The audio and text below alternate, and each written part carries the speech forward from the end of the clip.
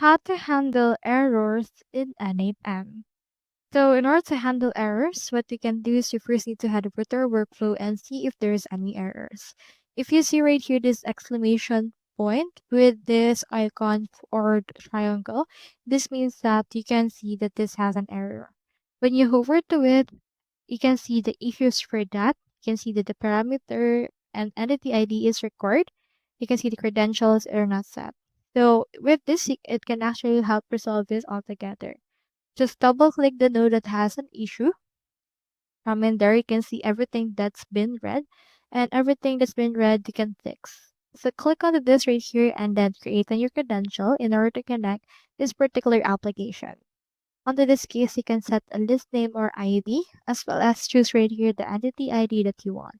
It actually depends on what kind of node is having an error, but you can head over and then change that, and then fix it using the method that I have chosen. So that's all there is today, and I hope this video helped you out.